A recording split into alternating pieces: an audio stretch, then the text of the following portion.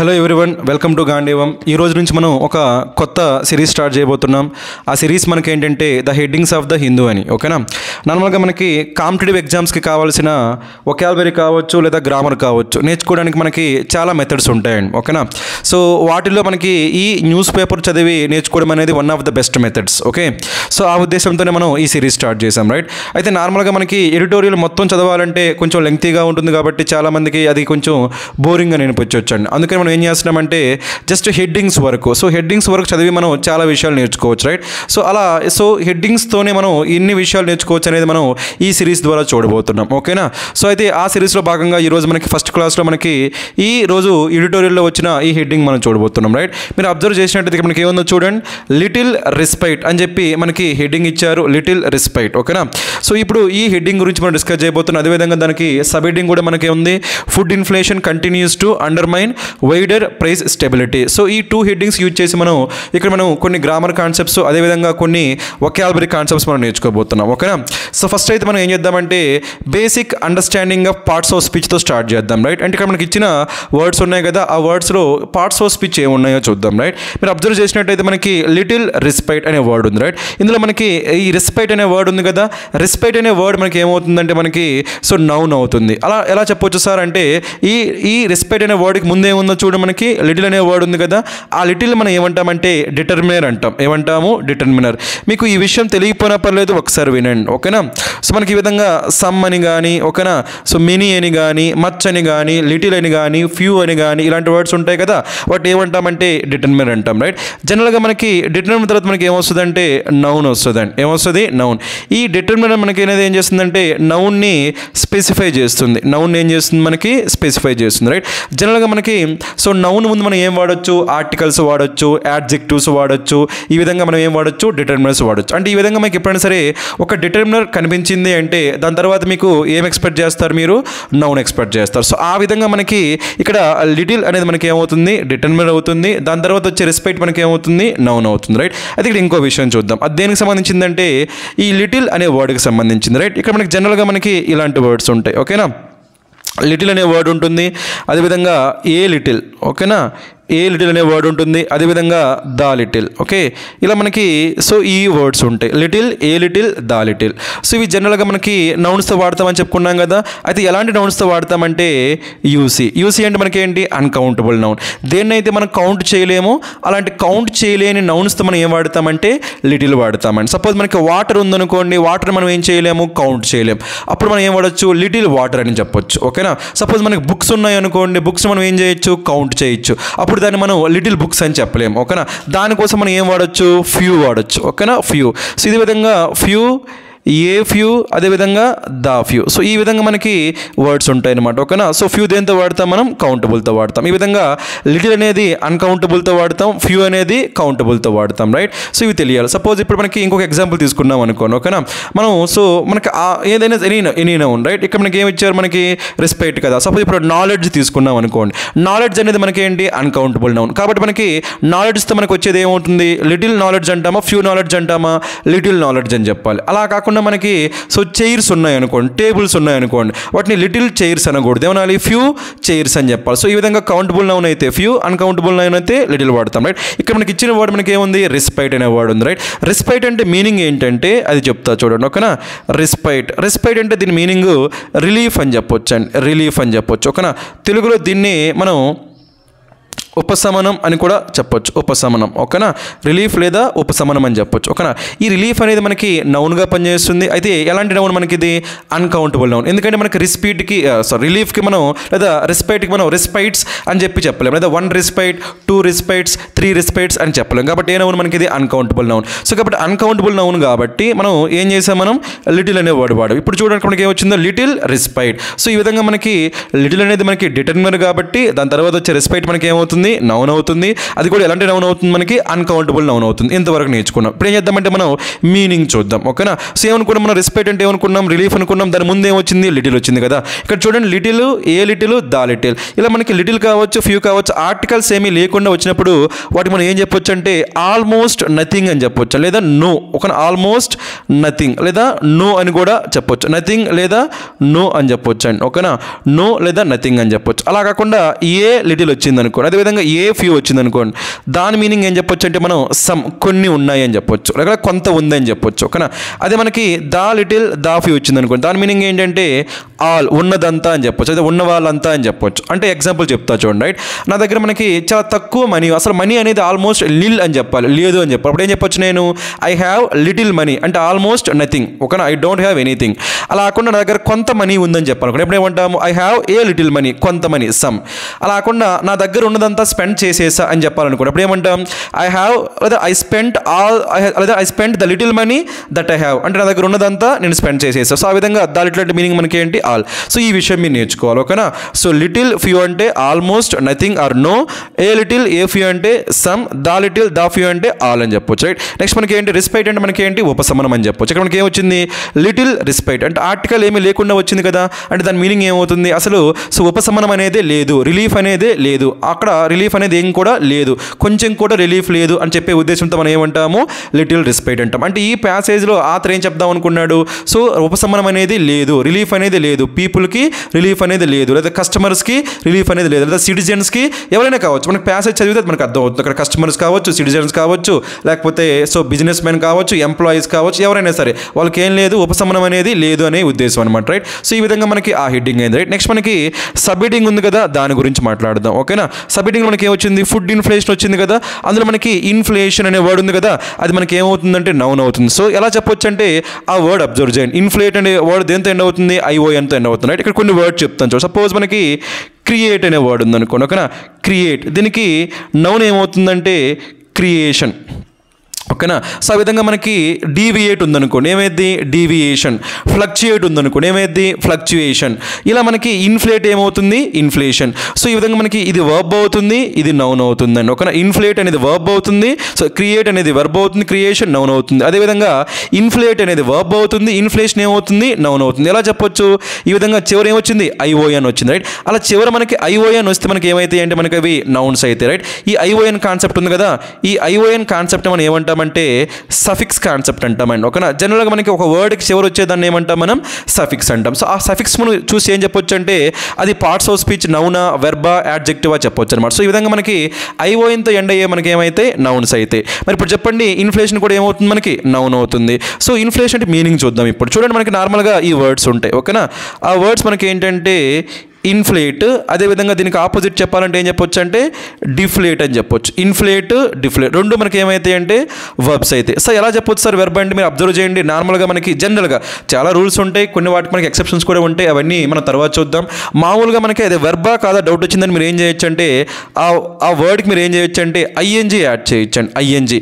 లేదా కొన్నిసార్లు మనం ఏం యాడ్ చేయొచ్చు అంటే ఈడీ కూడా యాడ్ చేయొచ్చు. సపోజ్ ఇప్పుడు మనకి ఇలా ఉందనుకోండి, డెవలప్ అనే వర్డ్ ఉందనుకోండి, డెవలప్ అనేది అది వెర్బా కాదా, చెప్పొచ్చు మనం, డెవలప్కి ఏం యాడ్ చేయొచ్చు, ఐఎన్జీ యాడ్ చేయొచ్చు, అప్పుడు ఏమవుతుంది అది డెవలపింగ్. లేదా ఏం యాడ్ చేయొచ్చు, ఈడీ, అప్పుడు ఏమవుతుంది అది డెవలప్డ్. సో ఈ విధంగా డెవలపింగ్, డెవలప్డ్, ఇలా ఈడీ కానీ ఐఎన్జీ కానీ యాడ్ చేయగలుగుతున్నామంటే అది మనకి ఏమవుతుంది, వర్బ్ అవుతుంది. ఈ బేసిక్ అనేది మీరు గుర్తుపెట్టుకోవచ్చు. రైట్, ఇక్కడ కూడా మనకి ఏమొచ్చింది, ఇన్ఫ్లేట్ అనే వర్డ్. ఇన్ఫ్లేట్ మనకి ఏమవుతుంది, వర్బ్. ఎలా చెప్పొచ్చు వర్బ్ అని, ఇన్ఫ్లేటెడ్ అని చెప్పొచ్చా లేదా, లేదా ఇన్ఫ్లేటింగ్ అని చెప్పొచ్చా లేదా, కాబట్టి మనకి ఏమవుతుందంటే వర్బ్ అవుతుంది. ఇన్ఫ్లేషన్ ఏమవుతుంది, నౌన్ అవుతుంది. Inflate verb, inflation. ఓకేనా. ఇన్ఫ్లేషన్ మనకి ఏమవుతుంది, నౌన్ అవుతుంది. ఎందుకు నౌన్ అవుతుంది, ఐఓఎన్ ఎండ్ అవుతుంది లేదా, కాబట్టి నౌన్ అవుతుంది. సో ఈ విధంగా మనకి పార్ట్స్ ఆఫ్ స్పీచ్ని అర్థం చేసుకోవచ్చు. రైట్, లేదా అబ్జర్వ్ చేయొచ్చు. ఇప్పుడు చూడండి మీనింగ్ చూద్దాం. నార్మల్గా మనకి ఒక సైకిల్ టైర్ ఉందనుకోండి, సైకిల్ టైర్లో మనం గాలి కొట్టామనుకోండి, దాన్ని ఏమంటామంటే ఇన్ఫ్లేట్ అంటాం. అప్పుడు ఏమవుతుంది అది, సో పెరుగుతుంది కదా, దాన్ని ఇన్ఫ్లేట్ అంటాం. గాలి తీసేసామనుకోండి, దాన్ని ఏమంటామంటే డిఫ్లేట్ అంటాం. సో ఈ విధంగా గాలి కొడితే ఇన్ఫ్లేట్ అంటాం, గాలి తీసేస్తే ఏమంటాము, డిఫ్లేట్ అంటాం. అంటే మనకి ఇన్ఫ్లేట్ అంటే మీనింగ్ ఏమవుతుంది, ఇంక్రీజ్ అవుతుంది. డిఫ్లేట్ అంటే మీనింగ్ ఏమవుతుంది, డిక్రీజ్. సో ఇన్ఫ్లేట్ అంటే ఇంక్రీజ్, డిఫ్లేట్ అంటే డిక్రీజ్. ఇక్కడ ఏమంటున్నాడు, ఫుడ్ ఇన్ఫ్లేషన్ అంటున్నాడు, అంటే ఇంక్రీజా డిక్రీజా, ఇంక్రీజ్. సో మనకి తెలుగులో అయితే ద్రవ్యోల్బణం అంటామండి. ఏమంటాము, ద్రవ్యోల్బణం. అంటే ఈ ఫుడ్ యొక్క, అంటే ఆహార పదార్థాల యొక్క ధరలు అనేవి పెరిగిపోవడం, ధరలు పెరిగిపోవడాన్ని ఏమంటామంటే మనం ఇన్ఫ్లేషన్, ద్రవ్యోల్బణం అంటాం. ఓకేనా, అది ఫస్ట్ పాయింట్. నెక్స్ట్ మనకి ఏంటంటే ఇక్కడ కంటిన్యూ అనే వర్డ్ ఉంది కదా, అది మనకి ఈ రకంగా చూసుకున్నట్టు మనకి ఏ పార్ట్స్ ఆఫ్ స్పీచ్ అవుతుంది, వెర్బ్ అవుతుంది. ఎలా చెప్పొచ్చు వర్బ్ అని, కంటిన్యూకి మనం ఏం యాడ్ చేయొచ్చు, కంటిన్యూడ్ అని చెప్పొచ్చా లేదా, లేదా కంటిన్యూయింగ్ అని చెప్పొచ్చా లేదా, కాబట్టి వెర్బ్ అవుతుంది. ఓకేనా. ఆ తర్వాత మనకి 2 వచ్చింది, 2 ప్లస్ ఏమొచ్చిందో చూడండి, అండర్మైన్. అండర్మైన్ కూడా మనం ఏం చెప్పొచ్చు, వర్బ్ అని చెప్పొచ్చు. ఎందుకంటే అండర్మైన్కి ఏం యాడ్ చేయొచ్చు, అండర్మైండ్ అని చెప్పి ఈడీ యాడ్ చేయొచ్చు, లేదా అండర్మైనింగ్ అని చెప్పి ఐఎన్జీ యాడ్ చేయొచ్చు. సో ఈ విధంగా మనకి వెర్బ్కి సో ఏం యాడ్ చేయొచ్చు, ఈడీ కొన్నిసార్లు యాడ్ చేయొచ్చు, చాలాసార్లు ఏం యాడ్ చేయొచ్చు, ఐఎన్జీ కూడా యాడ్ చేయొచ్చు. So undermined, undermining. సో ఈ విధంగా మనకి ఏమవుతుందని మనకి అది వర్బ్ అవుతుంది, రైట్. అయితే మీరు అబ్జర్వ్ చేస్తే మనకి ఏంటంటే అక్కడ సో కంటిన్యూ తర్వాత ఏమొచ్చింది, 2+V1 వచ్చింది, అది అబ్జర్వ్ చేయాలి, రైట్. ఇప్పుడు దాని గురించి మీకు చిన్న కాన్సెప్ట్ చెప్తా జాగ్రత్తగా. చెప్పే ముందు ఈ అండర్మైన్ అంటే మీనింగ్ ఏంటో చూద్దాం, ఓకేనా. మీరు ఇక్కడ చూడండి, ఓకే, రైట్. అండర్మైన్, ఇప్పుడు అండర్మైన్, ఓకేనా. సో ఇక్కడ మనకి అండర్మైన్ అనే వర్డ్ అబ్జర్వ్ చేయండి, ఓకే. ఇక్కడ ఏముంది, మనకి అండర్ వచ్చింది, మైన్ వచ్చింది, రైట్. నార్మల్గా మైనింగ్ అంటే ఏంటి, తవ్వడం. మైనింగ్ అంటే మనకి ఏంటి, తవ్వడం. మరి అండర్ అంటే ఏంటి, క్రింద. సపోజ్ ఒక ఫౌండేషన్ ఉందనుకుందాం, ఒక పునాది ఉందనుకుందాం. ఆ పునాది కింద మనం తవ్వుతున్నాం. పునాది కింద మనం తవ్వుతుంటే అదేమవుతుంది, స్ట్రాంగ్ అవుతుందా, వీక్ అవుతుందా? ఆబ్వియస్గా అది వీక్ అయిపోతుంది. కాబట్టి అండర్మైన్ అంటే మీనింగ్ ఏంటంటే వీకెండ్. ఇది గుర్తుపెట్టుకోండి, ఓకేనా. సో అండర్ మైన్ ఎలా గుర్తుపెట్టుకుంటారు, అండర్ మైన్. మైనింగ్ అంటే తవ్వడం, అండర్ అంటే కింద. పునాది క్రింద మనం తవ్వుతున్నామంటే అది ఏమైపోతుంది, వీకెండ్, ఓకేనా. సో ఈ విధంగా మనకి బలహీనపరచడాన్ని ఏమంటామంటే మనం అండర్మైన్ అవుతాం. ఇక్కడ కూడా మనకి ఏమొచ్చింది, అండర్మైన్ అనే వర్డ్ వచ్చింది. అండర్మైన్ అంటే ఏం చేస్తున్నాం, మనం బలహీనపరుస్తున్నాం, ఓకేనా. దేన్ని బలహీనపరుస్తున్నాము, స్టెబిలిటీ. మరి ఇక్కడ విషయం చూద్దాం, రైట్. ఇక్కడ ఏముందో చూడండి, మనకి స్టెబిలిటీ అనే వర్డ్ వచ్చిందా లేదా. స్టెబిలిటీ అనే వర్డ్ దేంతో ఎండ్ అవుతుంది చూడండి, మనకి ఐటీవై. దేంతో ఎండ్ అవుతుంది, ఐటీవై. ఇలా మనకి చివర మనకి ఐటీవై వచ్చింది అనుకోండి, ఇది కూడా మనకి ఏమవుతుంది, సఫిక్స్ అవుతుందా లేదా. ఇలా ఐటీవై అయితే ఎండ్ అయ్యే మనకి ఏమైతే అంటే అగైన్ మనకి నౌన్స్ అవుతాయండి, చాలా వరకు నౌన్స్ అవుతాయి, రైట్. ఇప్పుడు కొన్ని ఎగ్జాంపుల్ చూద్దాం చూడండి. సపోజ్ మనకి క్రియేటివ్ అన్నాం అనుకోండి, దానికి నౌన్ ఏమైద్ది, క్రియేటివిటీ, అర్థమైందా. సో పాజిటివ్ అన్నాం అనుకోండి, దానికి నౌన్ ఏమైద్ది, పాజిటివిటీ. అవైలబుల్ అన్నాం అనుకోండి, దానికి నౌన్ ఏమైద్ది, అవైలబిలిటీ. అదేవిధంగా విజిబుల్ అన్నాం అనుకోండి, దాని నౌన్ ఏమవుతుంది, విజిబిలిటీ. సో ఈ విధంగా ఐటీవై అయితే ఎండ్ అయితే ఏమవుతుంది, మనకి నౌన్స్ అవుతాయి, రైట్. ఇక్కడ కూడా స్టెబిలిటీ అనే వర్డ్ దేంతో ఎండ్ అవుతుంది, చివర ఐటీవై. కాబట్టి అది కూడా మనకి ఏమవుతుంది, నౌన్ అవుతుంది, ఓకేనా.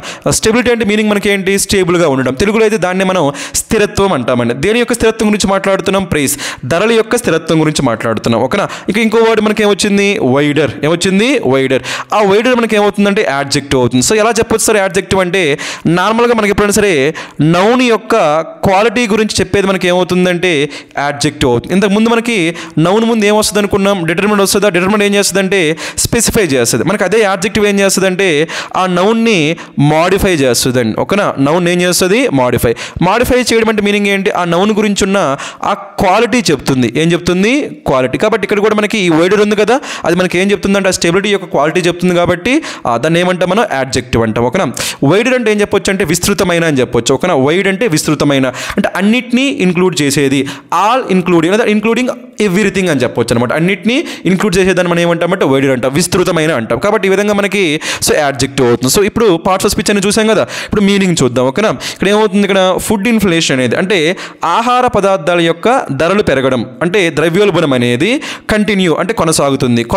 దేని నుంచి కొనసాగుతుంది, దేన్ని కొనసాగిస్తుంది, టు అండర్మైన్. అండర్మైన్ అంటే ఏమనుకున్నాం మనం, వీకెన్, బలహీనపరచడం. దేన్ని బలహీనపరుస్తుంది, స్థిరత్వాన్ని. స్టెబిలిటీ అంటే మనకి ఏంటి, స్థిరత్వం. దేని యొక్క స్థిరత్వం, మనకి ప్రైస్ అంటే ధరల యొక్క స్థిరత్వాన్ని. సో ఈ విధంగా ఆహార పదార్థాల యొక్క ద్రవ్యోల్బణం అనేది ధరల యొక్క స్థిరత్వాన్ని బలహీనపరుస్తుంది. సో ఆ విధంగా మనకి మనం తీసుకోవచ్చు అనమాట, బలహీనపరుస్తుంది అనే మీనింగ్లో మనం తీసుకోవచ్చు. సో ఇది మనకి మీనింగ్ అనమాట, రైట్. సో ఇప్పుడు మనం మీనింగ్ నేర్చుకున్నాం, అదేవిధంగా కొన్ని పార్ట్స్ ఆఫ్ స్పీచ్ కూడా నేర్చుకున్నామా లేదా. అది ఇక్కడ ఇంకొక చిన్న ఒక గ్రామర్ పాయింట్ నేర్చుకుందాం. ఆ గ్రామర్ పాయింట్ దేనికి సంబంధించిందంటే, ఇక్కడ కంటిన్యూ వచ్చింది. ఫస్ట్ అయితే కంటిన్యూకి ఇక్కడ ఎస్ వచ్చింది, అబ్జర్వ్ చేశారా. అది ఎందుకు వచ్చిందో చూద్దాం. ఆ కాన్సెప్ట్ మనం ఏమంటామంటే సబ్జెక్ట్ వర్బ్ అగ్రిమెంట్ అంటామండి. ఆ కాన్సెప్ట్ మనం ఏమంటాము, సబ్జెక్ట్ వర్బ్ అగ్రిమెంట్ అంటాం. సబ్జెక్ట్ వర్బ్ అగ్రిమెంట్ ఏం లేదు, సబ్జెక్ట్ సింగులర్ అయితే వెర్బ్ కూడా సింగులర్, సబ్జెక్ట్ ప్లూరల్ అయితే వెర్బ్ కూడా ప్లూరల్. దాన్ని మనం ఏమంటామంటే సబ్జెక్ట్ వర్బ్ అగ్రిమెంట్ అంటాం, సబ్జెక్ట్ వర్బ్ అగ్రిమెంట్ అంటాం, రైట్. సపోజ్ నార్మల్గా మనకి వాటర్ అనే వర్డ్ ఉంది అనుకున్నాం, వాటర్. మీకు ఇంత ముందు చెప్పుకున్నా, వాటర్ మనకి ఏ నౌన్, మనకి అన్కౌంటబుల్ నౌన్. ఇప్పుడు చెప్పండి, వాటర్ ఈజ్ అంటారా, వాటర్ ఆర్ అంటారా, వాటర్ ఈజ్ అంటాం, అంతేగాని వాటర్ ఆర్ అని చెప్పాం. ఎందుకంటే అన్కౌంటబుల్ నౌన్ ఎప్పుడు కూడా మనం ఏం తీసుకుంటామంటే సింగులర్గా కన్సిడర్ చేస్తాం. అన్కౌంటబుల్ నౌన్ ఎప్పుడు ఏం చేస్తాం, మనం దాన్ని సింగులర్గా తీసుకుంటాం, ఓకేనా. ఇక్కడ కూడా మనకి ఏమొచ్చింది, ఇన్ఫ్లేషన్ అనే వర్డ్ వచ్చిందా లేదా.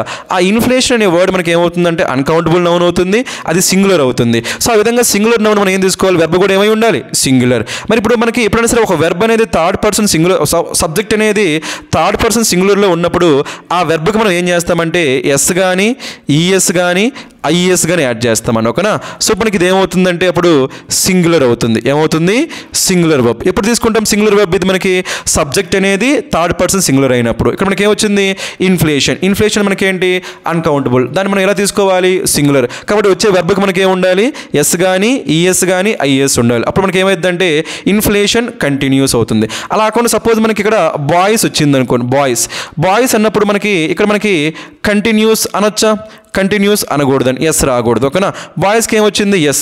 ఇలా మనకి సబ్జెక్ట్ ప్లూరల్ అయితే నౌన్కి వెర్బ్కి ఏం రాకూడదు? ఎస్ రాకూడదు. అదేవిధంగా మళ్ళీ ఒకవేళ బాయ్ వచ్చింది అనుకోండి, అప్పుడు ఏం చెప్పొచ్చు? కంటిన్యూస్ అని చెప్పొచ్చు. ఏం చెప్పొచ్చు? కంటిన్యూస్. అంటే ఈ విధంగా సింగులర్ సబ్జెక్ట్కి మనకి ఏమొస్తుంది? ఎస్ వస్తుంది. ప్లూరల్ సబ్జెక్ట్కి ఏం రాదు? ఎస్ రాదు. అదొక పాయింట్. నెక్స్ట్ మనకి ఏంటి? అన్కౌంటబుల్ నౌన్ అయితే మనకి ఏమొస్తుంది? సపోజ్ మనకి సపోజ్ ఇలా ఉందనుకో, వాటర్, ఓకేనా. వాటర్ అన్నప్పుడు మళ్ళీ ఏం రావాలి మనకి? ఇక్కడ చూడండి, సారీ, రైట్. వాటర్ అన్నప్పుడు మనకి మళ్ళీ ఏం రావాలి? కంటిన్యూస్ రావాలి. వాటర్ అన్నప్పుడు ఏం రావాలి? ఎందుకు? వాటర్ మనకి ఏంటి? Uncountable noun. మళ్ళీ అన్కౌంటబుల్ నౌన్కి ఏం రావచ్చు? ఎస్ రావచ్చు. సో ఈ విధంగా మనకి అన్కౌంటబుల్ నౌన్కి సింపుల్ ప్రెజెంట్లో ఎస్ వస్తుంది. సో సింగులర్ నౌన్కి మనకి ఎస్ వస్తుంది, కానీ ప్లూరల్ నౌన్కి ఏం రాదు? ఎస్ రాదు. ఇది మీరు నేర్చుకోవచ్చు. దీన్ని ఏమంటాం మనం? సబ్జెక్ట్ వర్బ్ అగ్రిమెంట్ అంటాం. సబ్జెక్ట్ వర్బ్ అగ్రిమెంట్ అంటాం, ఓకేనా. ఇది కాకుండా మనం ఇక్కడ ఇంకో పాయింట్ నేర్చుకుందాం. అది మనకి ఏంటంటే కంటిన్యూ అనే వర్డ్ ఉంది కదా. సో కంటిన్యూ అన్నప్పుడు మనకి చూడండి, నార్మల్గా మనకి ఇలా ఒక వర్డ్ ఉందనుకోండి, అవాయిడ్ అనే వర్డ్ ఉందనుకోండి, అవాయిడ్, ఓకేనా. సో మనకి మామూలుగా మనకి అవాయిడ్ అనే వర్డ్ తీసుకున్నప్పుడు అవాయిడ్ సింగింగ్ అంటామా? అవాయిడ్ టు సింగింగ్ అంటామా? అవాయిడ్ సింగింగ్ అంటాం. అంటే ఏం వాడతామంటే V4 వాడతాం, ఓకేనా. అలా కాకుండా మనకి డిసైడ్ అన్నాం అనుకోండి, డిసైడ్ అన్న తర్వాత డిసైడ్ సింగ్ అంటామా? డిసైడెడ్ టు సింగ్ అంటామా? డిసైడెడ్ టు సింగ్ అంటామండి. అంటే 2 + V1. సో ఈ విధంగా కొన్ని వర్బ్స్ తర్వాత మనకి ఏం తీసుకుంటామంటే V4 తీసుకుంటాము. కొన్ని వర్బ్స్ తర్వాత ఏం తీసుకుంటామంటే 2 + V1 తీసుకుంటాం, ఓకేనా. కొన్ని వర్బ్స్ తర్వాత V4 తీసుకుంటాం, కొన్ని వర్బ్స్ తర్వాత 2 + V1 తీసుకుంటాం, రైట్. అలాంటి ఒక వర్బే మనకి ఏంటంటే కంటిన్యూ, ఓకేనా. మరి ఈ కంటిన్యూ యొక్క స్పెషాలిటీ ఏంటో తెలుసా? ఈ కంటిన్యూ తర్వాత మనం ఏం తీసుకోవచ్చు? V4 తీసుకోవచ్చు. అదేవిధంగా 2 + V1 కూడా తీసుకోవచ్చు. నార్మల్గా అయితే కొన్ని వర్బ్స్తో V4 తీసుకుంటాము, కొన్ని వర్బ్స్తో 2 + V1 తీసుకుంటాం. కానీ ఈ కంటిన్యూ యొక్క స్పెషాలిటీ ఏంటంటే దీంతో మనం V4 తీసుకోవచ్చు, అదేవిధంగా 2 + V1 తీసుకోవచ్చు. అయితే ఎప్పుడు ఏది తీసుకోవాలి సార్ అనే డౌట్ మీకు రావచ్చు. నార్మల్గా మనకి కంటిన్యూ సంథింగ్ అన్నాం అనుకోండి, ఓకేనా. కంటిన్యూ సంథింగ్ అన్నప్పుడు ఏం తీసుకుంటామంటే V4 తీసుకోండి, కంటిన్యూ సంథింగ్, ఓకేనా. అలా కాకుండా కంటిన్యూ టు డూ సంథింగ్ అన్నాం అనుకోండి, ఓకేనా. కంటిన్యూ టు డూ సంథింగ్ అప్పుడు ఏం తీసుకోవాలంటే 2 + V1 తీసుకోండి, ఓకేనా. కంటిన్యూ సంథింగ్ అంటే V4, continue to do something అంటే 2 + V1, ఎందుకంటే టు డూ కదా, 2 + V1. సో ఈ విధంగా మనకి ఒక వెర్బ్ తర్వాత V4 రావాలా లేదా 2 + V1 రావాలా అనేది మనకి ఈ విధంగా నేర్చుకోవచ్చు అండి. సో ఇక్కడ మనకి కంటిన్యూ తర్వాత మనకి ఏమొచ్చింది? 2 + V1, ఓకేనా. సో కాబట్టి ఏం చెప్పొచ్చు? కంటిన్యూ టు డూ సంథింగ్, కాబట్టి ఏమొచ్చింది? 2 + V1. సో ఈ విధంగా మనం ఏం చేయొచ్చు అంటే ఒక చిన్న హెడ్డింగ్ నుంచి మనం ఇన్ని కాన్సెప్ట్స్ నేర్చుకోవచ్చు, ఓకేనా. గ్రామర్ పరంగా కాన్సెప్ట్స్ నేర్చుకోవచ్చు, అదేవిధంగా మనకి వొకాబులరీ పరంగా కూడా మనకి ఏం నేర్చు మనకు కాన్సెప్ట్స్ నేర్చుకోవచ్చు, రైట్. సో ఇక్కడ మనం ఏం నేర్చుకున్నాం? మీనింగ్స్ నేర్చుకున్నాం, అదేవిధంగా గ్రామర్కి సంబంధించిన కొన్ని కాన్సెప్ట్స్, సబ్జెక్ట్ వర్బ్ అగ్రిమెంట్ కావచ్చు, లేదా 2 + V1 కావచ్చు, లేదా V4 కావచ్చు, అదేవిధంగా మనకి నౌన్ ఏ విధంగా అబ్జర్వ్ చేయాలి, వెర్బ్ అయితే ఏ విధంగా అబ్జర్వ్ చేయాలి, ఈ కాన్సెప్ట్స్ అన్ని మనం నేర్చుకున్నాం, రైట్. సో ఈ విధంగా మనం ఏం చేయొచ్చు అంటే రెగ్యులర్గా కానీ మీరు కొంచెం ఎఫర్ట్ పెట్టగలిగితే సో ఇలా మనకు జస్ట్ ఒక హెడ్డింగ్ నుంచి మనం ఇన్ని కాన్సెప్ట్స్ నేర్చుకోగలుగుతున్నాం. కాబట్టి ఒకసారి ఆలోచించండి, మీరు రెగ్యులర్గా కానీ ఎఫర్ట్ పెట్టగలిగితే ఈ కాన్సెప్ట్స్ అనేవి కూడా ఎంత ఈజీ అయిపోతాయో ఆలోచించండి, రైట్. ఎగ్జామినేషన్లో కూడా మనకి ఇవి చాలా బెనిఫిషియల్గా ఉంటాయి, ఓకేనా. సో ఈ క్లాస్ అనేది మీకు యూజ్ అయ్యింది అనుకుంటాను, ఓకేనా. Thank you, all the best.